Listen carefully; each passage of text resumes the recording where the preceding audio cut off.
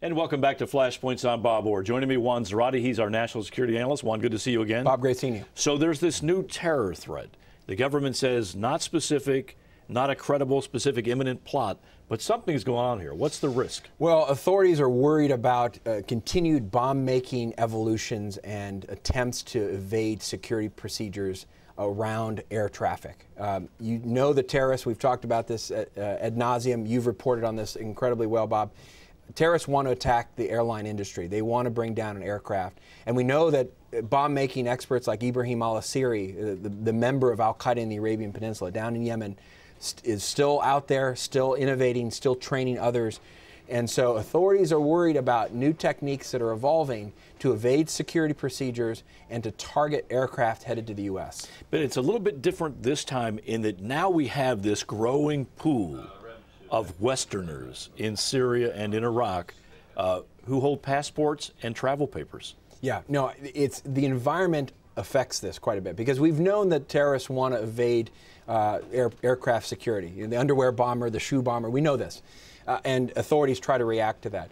What's different here is that you continue to see the evolution of this bomb-making sort of activity and technique, and it's proliferating. Ibrahim al-Asiri is training folks. And it's happening amid an environment, as you described, in Syria, where you have thousands of foreign fighters, many of them Westerners, that can travel visa-free within the European Union or between Europe and the U.S. And that creates now the opportunity and the operatives who can then take some of these new techniques forward and try to experiment and to target U.S. aircraft.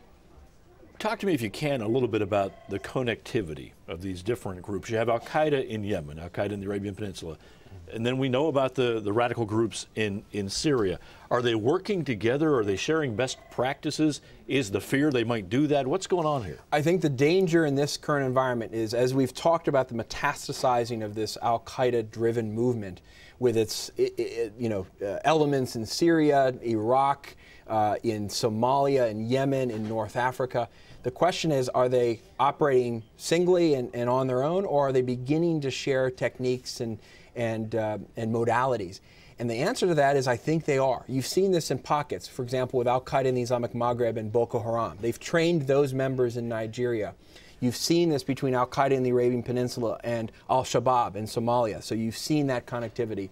And now I think authorities are worried about the connectivity between all of those actors in Syria, now thousands of fighters, and those expert elements in Yemen and in other parts of that network, to include the al-Qaeda group that has come out of Pakistan and Afghanistan. So this is a tangled web where the outer rims of the network are beginning to interact with each other, and that's very dangerous. Part of the defense here is you have to put physical things in place, checkpoints, screening methodology, that kind of thing. But also you need intelligence. How good is our intelligence on the ground to know what these groups are up to? You're absolutely right. Intelligence is a long pole in the tent. Without it, we're blind, and our procedures are hit or miss, risk-based. They're not going to be foolproof.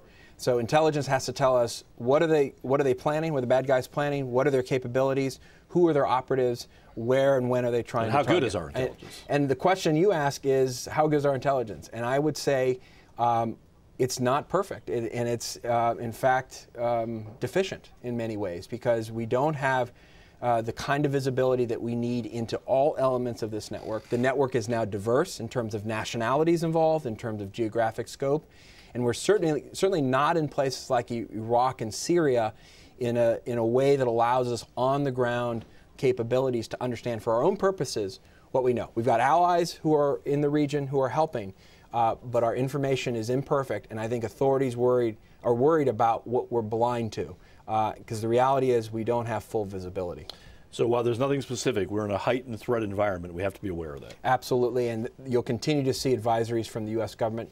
You saw this one from TSA. You'll see more to come. Thanks, Juan. Thank you, Bob. And thanks to you for watching Flashpoints. I'm Bob Orr. We'll see you next time.